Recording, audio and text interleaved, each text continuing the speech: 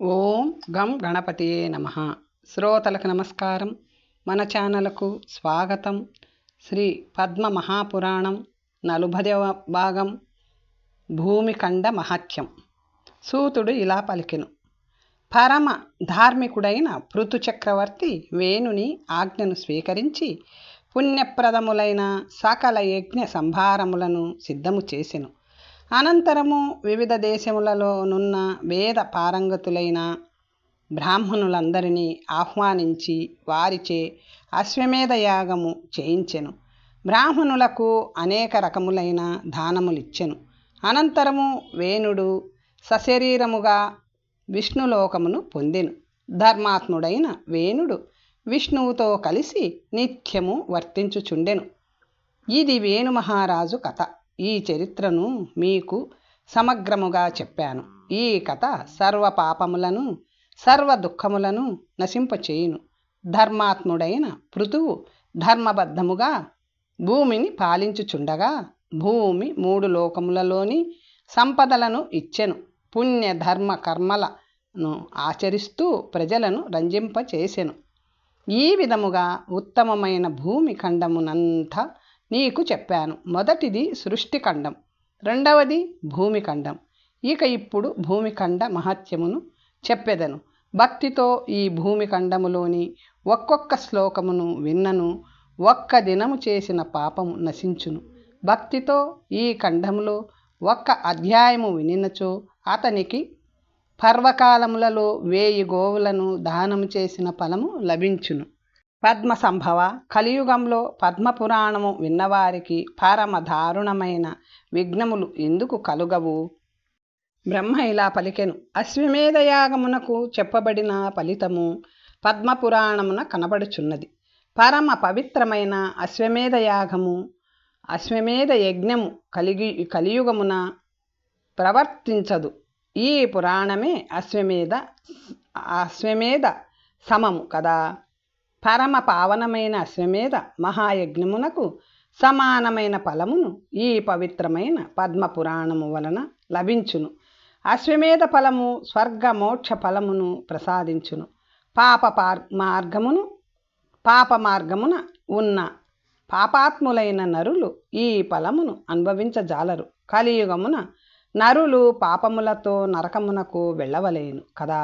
కావున చతుర్వర్గమును సాధించు పవిత్ర పురాణమును కలియుగమును ఎట్లు విందురు?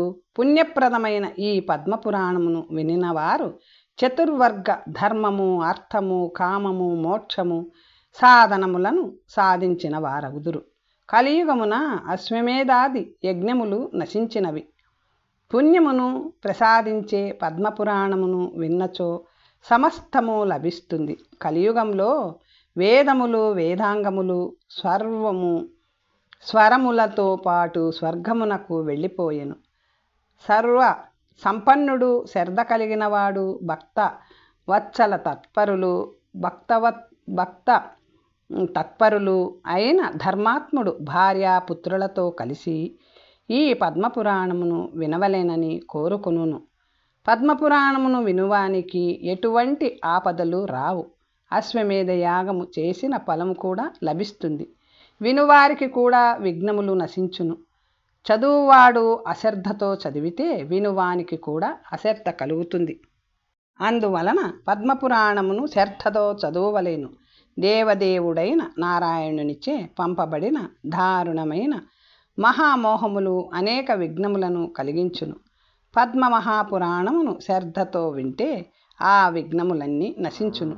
ఈ పురాణమును దూషించువారు, అసహించుకునివారు అయిన పాపులు ప్రతిదినము పుడతారు, తటస్థపడతారు. ఇవే మనకు కనిపించే విఘ్నములు. కావున బుద్ధి బలముతో విఘ్న రూపమును తెలియవలేను. విఘ్నము కలుగునట్లు కనబడినచో హోమమును ఆచరించవలేను. వైష్ణవ మహామంత్రములతో పుణ్యములనిచ్చు విష్ణు సూక్తములతో విష్ణోరరాట ఆను మంత్రముచే సహస్ర శీర్ష ఆను పురుష సూక్తముతో ఇదం విష్ణు ఆను మంత్రముతో ఆ బ్రహ్మ అను మంత్రముతో త్రయంబక మంత్రముతో హోమమును ఆచరించవలయును. బృహస్థామ మంత్రముచే ద్వాదశాక్షర మంత్రముతో ఆయా దేవతలకు సంబంధించిన ఆయా మంత్రములతో హోమము ఆచరించవలయును. 108 తిలాహుతులను, ఆజ్య ఆహుతులను, మోదుగ సమిదల ఆహుతులను చేయవలెను. బ్రహ్మను ప్రతిష్ఠించి పూజించవలెను. అట్నే విఘ్నేశుని, సురేశ్వరి అయిన శారదను, జాతవేదను అనగా దుర్గను, మహామాయ అయిన చండికను, క్షేత్రనాయకుని తిలలతో, తండులములతో, ఆజ్యముతో, ఆయా మంత్రములతో హోమమును చేయవలెను. బ్రాహ్మణులకు ధనమును దక్షిణగా ఇయ్యవలెను. శక్తిని అనుసరించి గోవుతో పాటు దక్షిణను సమర్పించవలెను. ఈట్లు ఆచరించినచో విఘ్నములు నశించును, పురాణము సిద్ధించును. ఈట్లు చేయని వానికి కలుగు విఘ్నములను నేనిప్పుడు చెప్పెదను వినుము అనెను. అట్లు ప్రారంభమునకు ముందు పూజ సలుపని వానికి బహుపీడలను కలిగించు రోగము అతని శరీరమున కలుగును. భార్యాశోకము, పుత్రశోకము, ధనహాని కలుగును. నానా విఘ్నములు, మహారోగములు, బహు బాధలు అనుభవించవలసి వచ్చును. ఇందులో సందేహము లేదు. ఇంటిలో ధనము లేనిచో ఉపవాసము ఆచరించవలెను. ఏకాదశి నాడు మధుసూదనుని పూజించవలెను. భక్తిభావము నిండిన మనసుతో షోడశోపచార పూజలు సల్పవలెను. శక్తి కొలది బ్రాహ్మణులను భుజింపచేయ వలెను. తరువాత అవిస్సుతో కూడిన సంకల్పమును కేశవునికి అర్పించి తరువాత తాను బంధువులతో, పుత్రులతో, భార్యతో కలిసి భుజించవలెను. అట్లు చేసినచో సిద్ధి పొందును. ధర్మతత్పరులై పరిపూర్ణముగా ఈ పురాణ సంహితను వినవలెను. అట్టివానికి చతుర్వర్గ సిద్ధి కలుగును. లేనిచో కలుగజాలదు. 1,25,000 శ్లోకములు కల పద్మపురాణమును కృతయుగమున పాపరహితులైన నరులు వినిదరు. 50,000 శ్లోకములు కల పద్మపురాణమును పైన 2,000 అనగా 52,000 శ్లోకములను త్రేతాయుగమున వినిదరు. అట్లు విని చతుర్వర్గ ఫలమును పొంది శ్రీహరిని చేరెదరు. ఇక ద్వాపరయుగమున 22,000 శ్లోకములు గల పద్మపురాణమును బ్రహ్మ చెప్పి ఉండెను. ఇక కలియుగమున 12,000 శ్లోకములు కల పద్మపురాణమును విష్ణు తత్పరులైన నరులు చదవగలరు. 4 యుగములలో ఒకే అర్థము, ఒకే భావము ప్రవర్తింప చేయబడినది. అన్ని సంహితలలో భావమొక్కటే మిగిలినది. ఆఖ్యాన విస్తరమే కలియుగమున 12,000 శ్లోకములు నశించగలవు. నరుడు భూమిఖండమును భక్తితో విన్నచో సకల పాపములను నశించును, అన్ని దుఃఖములు నశించును, అన్ని రోగములు తొలుగును. జపమును, దానమును, శాస్త్రమును అన్నింటినీ విడిచి పాపనాశకమైన పద్మపురాణమును వినవలెను. మొదటిది సృష్టిఖండము, రెండవది భూమిఖండము, మూడవది స్వర్గఖండము, నాలుగవది పాతాళఖండం, ఐదవది ఉత్తరఖండం. ఇది సర్వపాప ప్రణాశనం. ఈట్లు యథాక్రమముగా 5 ఖండములను వినినచో గోసహస్ర ప్రధాన ఫలమును పొందును. ఎంతో గొప్ప పుణ్యమున్నప్పుడే 5 ఖండములను విను అవకాశము లభించును. ఇట్లు 5 ఖండములను వినినచో మోక్షము లభించును. ఇది ముమ్మాటికి నిజము. ఇందులో ఎట్టి సందేహము లేదు. స్వర్గఖండము తెలుసుకుందాం. రోమహర్షుని ఆగమనం.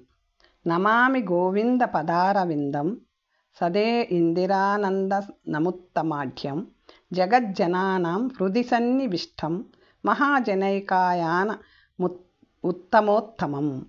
శ్రీ మహాలక్ష్మి ఆనందము కలిగించునవి, మహాత్ములచే హృదయమునందు ఎల్లవేళలా ధరింపబడినవి, మహాజనులకు ముఖ్యమైన గమ్యస్థానము అయిన ఉత్తమోత్తమమైన గోవిందుని చరణ పద్మములకు నమస్కరించుచున్నాను. ఒకానొక కాలంలో అగ్నివలే తేజోవంతులు, వేదాంగ పారంగతులు, హిమాలయ పర్వతములపై నివసించువారు, త్రికాలజ్ఞులు అయిన ఋషులు సౌనక మునిని దర్శించుటకు నైమిషారణ్యమునకు వచ్చిరి. మహేంద్ర పర్వతమును మరియు వింధ్య పర్వతాలలో ఉన్న పుణ్య ఆశ్రమాలలో నివసించుచున్న త్రికాలవేత్తలైన ఋషులు కూడా నైమిషారణ్యమునకు వచ్చిరి. అలాగే అర్బుదారణ్యములో నివసించువారు, పుష్కరారణ్య వాసులు, జంబూ మార్గమును క్షేత్రములో నివసించువారు, సత్యక్షేత్ర వాసులు, ధర్మారణ్యము మరియు దండకారణ్యములోను నివసించువారు, శ్రీశైలంలో నివసించువారు, కురుక్షేత్రంలో నివసించువారు, ఇంకా ఎంతోమంది ఋషులు వారి వారి శిష్యులతోనూ ప్రశిష్యులతోనూ శౌనక ఋషిని దర్శించుటకు ఎంతో ఉత్సాహంతో నైమిషారణ్యము వచ్చిరి. వారందరూ శౌనక ఋషిని యథావిధిగా పూజించిరి. వారు కూడా శౌనక ఋషిచే సత్కరింపబడిరి.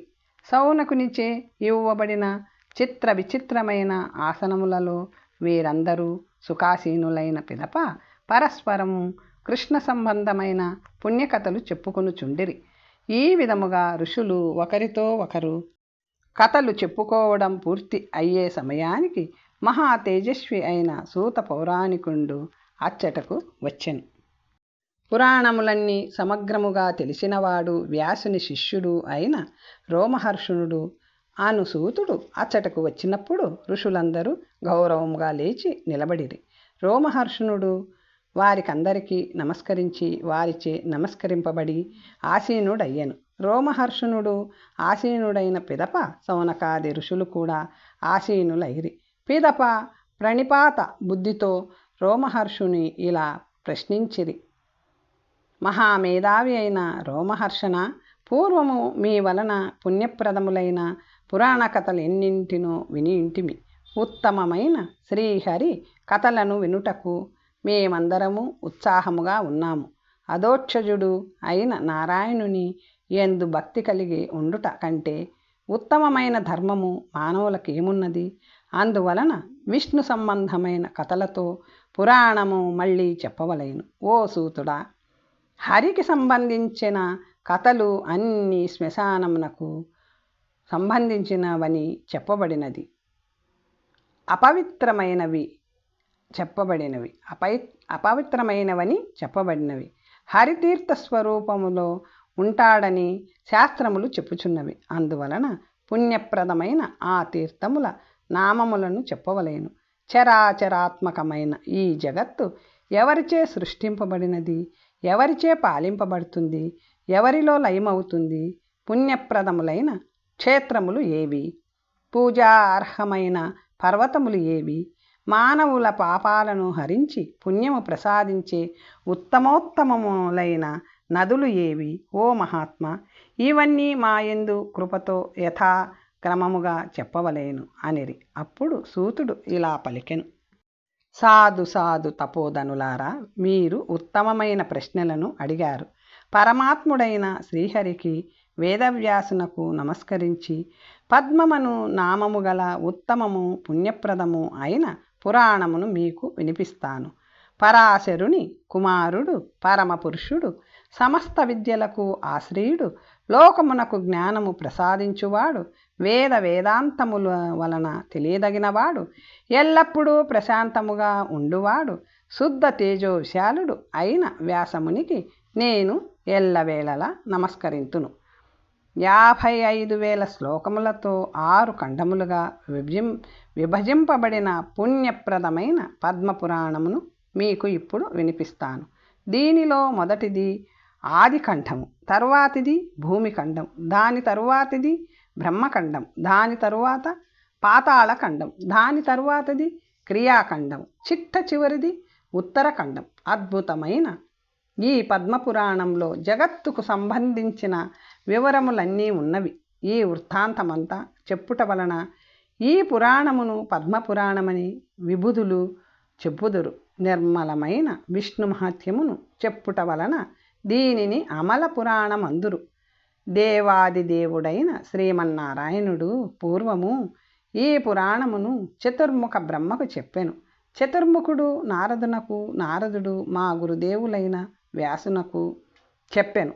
నా ఎందలి ప్రీతితో మా గురుదేవులు నా చేత అన్ని పురాణములను, ఇతిహాసములను, సంహితలను అధ్యయనము చేయించిరి. నేను చెప్పబోవు పురాణము అతి దుర్లభమైనది. ఈ పురాణ శ్రవణ మాత్రముచే బ్రహ్మహత్యాది మహాపాపములన్నీయు హరించును. పరమ భక్తితో శ్రద్ధతో ఈ పురాణము విన్నంత మాత్రమున ముక్తి ప్రసాదిస్తుంది. అంతేకాదు సర్వతీర్థములలో స్నానము చేసిన ఫలము లభిస్తుంది. శ్రద్ధ లేకుండా ఈ పురాణమును విన్నవాడు కూడా పుణ్యమును పొందుతాడు. అందువలన ప్రయత్నపూర్వకముగా ఈ పురాణమును వినండి. శిష్యులతో సహా ఇచ్చటకు విచ్చేసిన ఋషులందరూ నేను చెప్పబోవు పాపనాశకమైన ఆదికంఠమును శ్రద్ధగా వినండి అనెను. సూతుడు ఇలా పలికెను. ఆది స్వర్గము సృష్టి. ఓ ద్విజోత్తములారా, మొదట మీకు ఆది సర్గమును సృష్టిని చెబుతాను. దీనిని ఆది సర్గమును తెలుసుకోవడము వలన పరమాత్ముడు సనాతనుడు అయిన భగవంతుని గురించి జ్ఞానము కలుగుతుంది. ఓ బ్రాహ్మణోత్తములారా, ప్రళయము అయిన పిదప సృష్టిలోనున్న వస్తువులు ఏవీ మిగలలేదు. జ్యోతి స్వరూపుడు, సర్వమునకు కారణుడు, బ్రహ్మ సజ్ఞకుడు అయిన భగవంతుడు మాత్రం ఉండెను. ఆ బ్రహ్మము ముముక్షువులకు మోక్షమును ఉపేక్షించువారికి ఆనందపట్టణమయ్యను. నిత్యము నిర్మలము నిరంజనము అయిన బ్రహ్మను పరమాత్ముని మోక్షగాములు కాంక్షించుదురు. ఆ పరబ్రహ్మ స్వరూపము జ్ఞాన స్వరూపమైనందున సమస్తము తెలిసిన వాడయ్యను. సర్వజ్ఞుడు.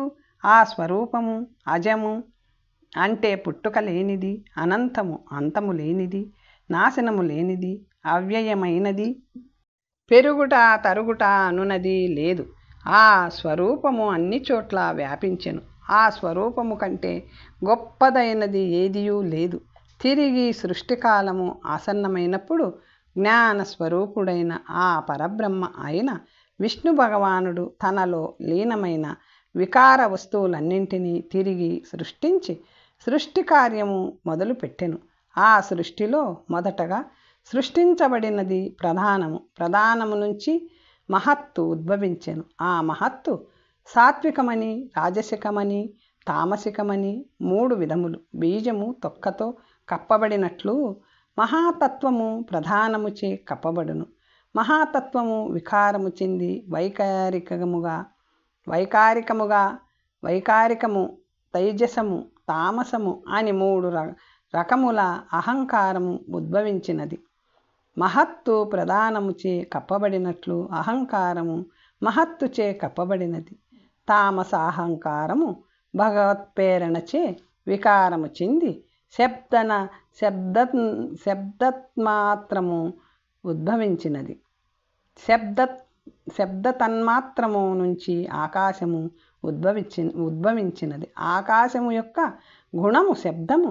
ఆకాశము శబ్దముచే ఆవృతమై వికారము చెంది స్పర్శ తన్మాత్రము ఉద్భవించినది. దానిలో నుంచి వాయువు పుట్టినది. వాయువు గుణము స్పర్శ తన్మాత్రము ఆకాశముచే వ్యాప్తి చెందినది. వాయువు వికారము చెంది రూప తన్మాత్రము ఉద్భవించినది. రూపము నుంచి తేజస్సు ఉద్భవించినది. రూప తన్మాత్రము వాయువుచే ఆవృతమై తేజస్సు వికారము చెంది రస తన్మాత్రము ఉద్భవించినది. రసతన్మాత్రము జలముచే ఆవృతమై జలము వికారము చెంది గంధ తన్మాత్ర పుట్టినది. గంధ తన్మాత్రము నుంచి పృథ్వీ ఉద్భవించినది. పృథ్వీ గుణము గంధము.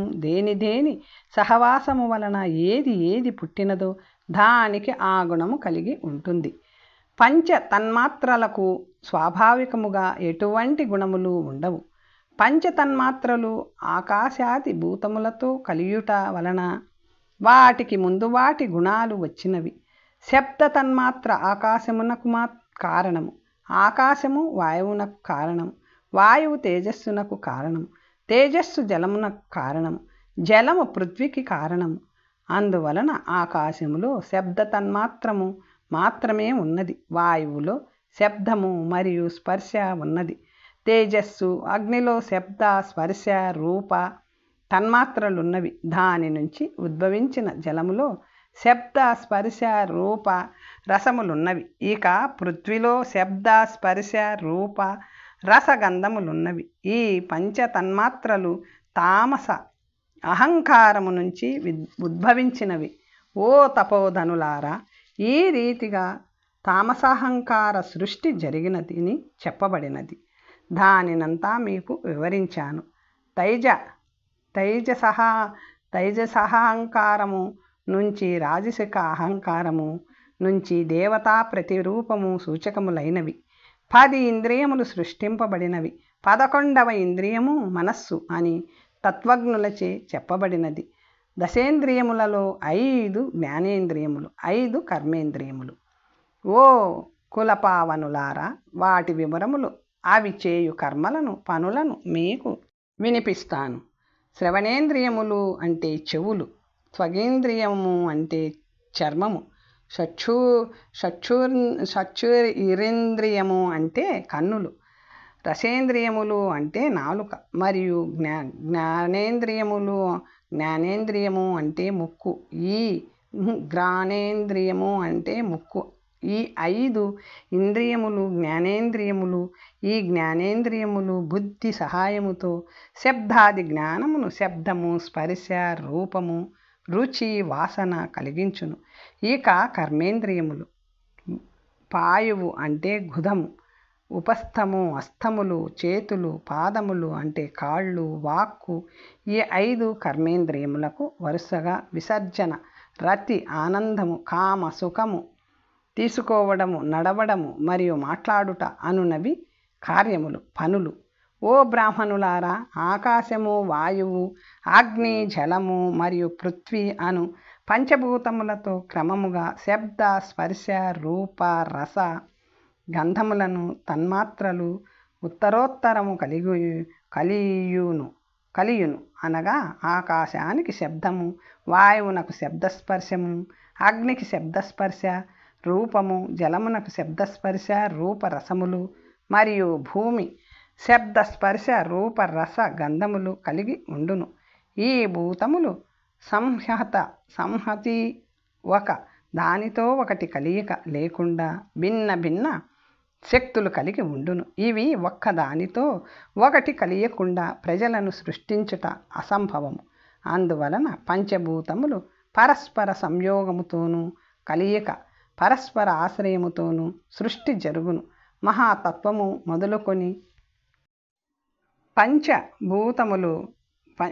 పంచభూతముల వరకు పరస్పర భేదము లేకుండా అన్ని తత్వములు పరమాత్ముడైన శ్రీమన్నారాయణుని అధీనములో ప్రధానము యొక్క అనుగ్రహముతో కలిసి ఒక అండము సృష్టింపబడెను. ఓ మహాప్రాజ్ఞులారా, ఆ అండము మహత్తు మొదలుకొని భూతముల వరకు అన్నీ చేరి క్రమముగా నీటి బుడగవలే వృద్ధి చెందసాగెను. ఈ విధముగా భూతముల నుంచి పెరిగిన ఆ అండము పరబ్రహ్మ స్వరూపుడైన నారాయణునకు మొదటి స్థానం. అవ్యక్త స్వరూపుడై విశ్వానికి ఈశ్వరుడు అయిన నారాయణుడు ఆ అండములో ప్రవేశించి విరాజమానుడయ్యను. విశ్వానికి ఈశ్వరుడు, నియామకుడు అయిన శ్రీమన్నారాయణుడు ఆ అండములో ప్రవేశించి ఆదికారణుడై బ్రహ్మ విష్ణు రూపుడై విరాజమానుడయ్యను. మహద్రూపము ధరించిన శ్రీమన్నారాయణునకు స్విదోదకమే అండమయ్యను. పర్వతములు జరాయువు అయ్యను, సముద్రములు గర్భజలమయ్యను. ఆ అండములో పర్వతములు, ద్వీపములు, సముద్రములు, గ్రహములు, నక్షత్రములు, దేవతలు, అసురులు, మనుష్యులతో సృష్టి అంతా ప్రకటనమయ్యను.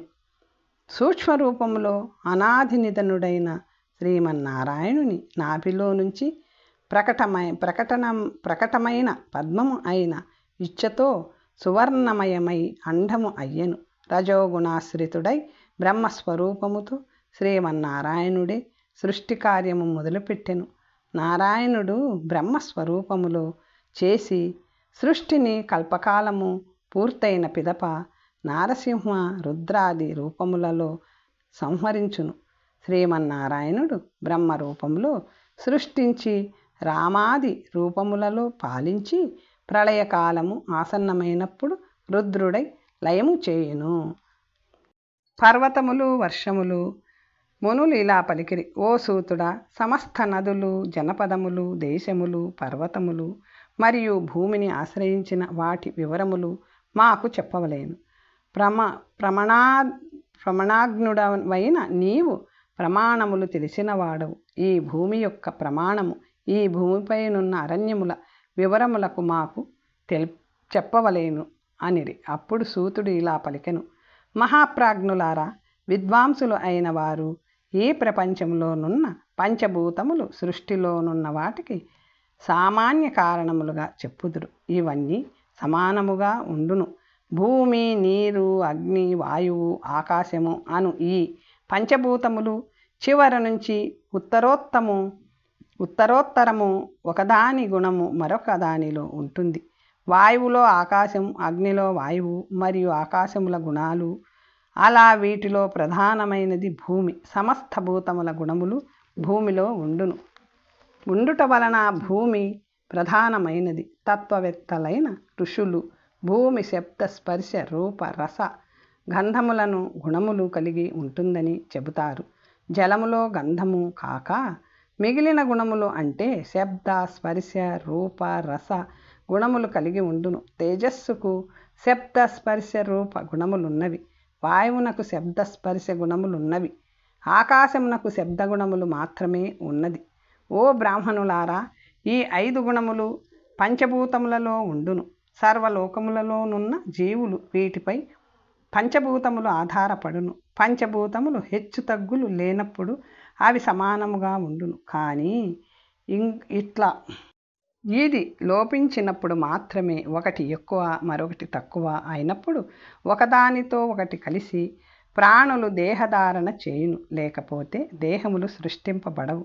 ఇవి నశించునప్పుడు క్రమముగా నశించును. పృథ్వీ జలములోను, జలము తేజస్సులోను, తేజస్సు వాయువులోను, వాయువు ఆకాశంలోను లీనమగును. అపరిమితమైన ఈ భూతములన్నీయు ఈశ్వరుడైన సర్వనియామకుడైన శ్రీమన్నారాయణుని రూపాలు. ఎక్కడెక్కడ భౌతికమైన శరీరులు అంటే వస్తువులు తిరుగాడుతూ కనిపిస్తారో వాటినన్నింటి ప్రమాణమును మనుష్యులు తార్కికంగా మాత్రమే ఊహింతురు. అతీంద్రియమైన పదార్థములను తార్కికంగా ఊహించి నిర్ణయానికి రాకూడదు. శాస్త్ర ప్రమాణముతో మాత్రమే వాటిని తెలుసుకొనవలయును. ఓ ముని పుంగవులారా, ఇప్పుడు మీకు సుదర్శన ద్వీపము గురించి వినిపిస్తాను. ఓ మహాబాగులారా, ఈ సుదర్శన ద్వీపము చక్రము వలె గుండ్రముగా ఉండును. నదీ జలములతో నిండి సముద్రమును పోలు పర్వతములతోనూ వివిధ ఆకారములు కలిగిన పురములతోనూ అందమైన జనపదాలతోనూ వృక్షములతోనూ ఫలపుష్ప సంపన్నములైన వృక్షములతోనూ ధనధాన్య సమృద్ధితో ఈ ద్వీపము విలసిల్లుతుంది. ఈ ద్వీపము చుట్టూ లవణ సముద్రము ఉన్నది. మానవుడు తన ముఖమును అద్దములో చూసుకొనున్నట్లు ఈ సుదర్శన ద్వీపమును చుట్టి ఉన్న సముద్రములో ద్వీపము అన్ని వైపులా కనిపించుచుండును.